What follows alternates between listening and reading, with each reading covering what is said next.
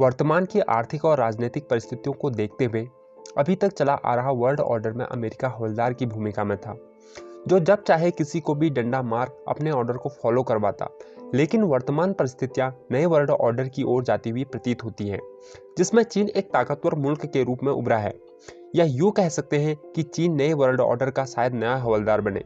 इसलिए नए world order के साथ नई राजनीतिक परिस्थितियों, नई आर्थिक नीतियों के साथ नए विश्व में आपका स्वागत है, जिसकी घोषणा दुनिया के विभिन्न राजनयिक बुद्धिजीवियों और बदलती आर्थिक परिस्थितियों के दिए गए संकेतों से स्पष्ट है।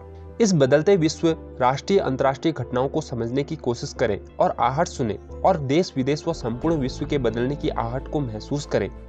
वीडियो में दिए गए तथ्यों को अगर आप समझें तो कई चीजों का आकलन आप खुद ही कर लेंगे। इसलिए इस वीडियो को लास्ट तक जरूर देखिए। पुतिन व शी जिनपिंग की जोड़ी ने पिछले साल साइबर वॉर में अमेरिका को पटकनी दे दी थी।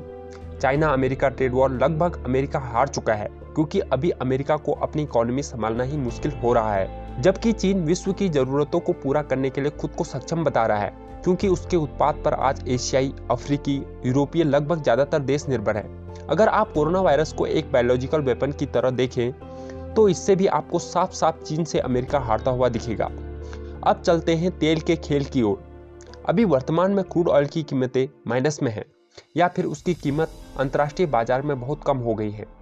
मध्य पूर्व में क्रूड ऑयल के प्रबंधन व निर्यात की बागडोर लगभग यूरोपीय व अमेरिकी कंपनियों के हाथ में है, तथा अब जब क्रूड ऑयल के दाम इतने गिर चुके हैं तो क्रूड ऑयल से जुड़ी कंपनियों का दिवालिया होना तय है। अमेरिका शायद अपने समेत उन मध्य पूर्व के देशों को भी ले डूबे जिनकी अर्थव्यवस्था तेल निर्यात पर टिकी हुई है।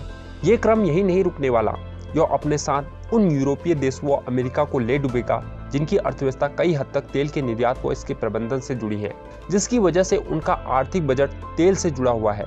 अब क्रूड ऑयल की इतनी निचली कीमतें इनके बजट को भी ले डूबेंगी। सरकारें शायद कंगाल हो जाएं, या क्या पता हो चुकी हो। वैसे तो रशिया भी कच्चे तेल का बहुत बड़ा उत्पादक देश है, लेकिन ध्यान देने वाली बात यह है कि रूस की अर्थव्यवस्था तेल के प्रबंधन व निर्यात पर टिकी न होकर लगभग हथियारों के निर्यात पर टिकी है। तो साफ है कि तेल के खेल से रशिया की अर्थव्यवस्था को शायद नाम मात्र फर्क पड़े। अंतर्राष्ट्रीय आर्थिक परिस्थितियों व जियोपॉलिटिक्स के जानकार जानते हैं कि अभी तक चली आ रही वर्तमान वैश्विक व्यवस्था लगभग विफलता के कगार पर है, जिसकी आज से 100 वर्षों पहले नींव रखी जा चुकी थी। हम बात कर रहे हैं वैश्विक आर्थिक मॉडल, बैंकिंग सिस्टम जैसे भारत का रिजर्व बैंक, फाइनेंशियल कैपिटल का बाजार जिसे साधारण शब्दों में शेयर बाजार समझ सकते हैं, वो आज के बैंक सभी की नींव व प्रबंधन की व्यवस्था मजबूती को 100 साल हो चुके हैं। अब नई व्यवस्थाओं के तहत विश्व में इनको टक्कर देती नई चीजें सामने हैं, जो बेशक पुरानी चीजों को ध्वस्त कर देंगी। क्रिप्टो करेंसी बिटकॉइन इसका मुख्य उदाहरण है।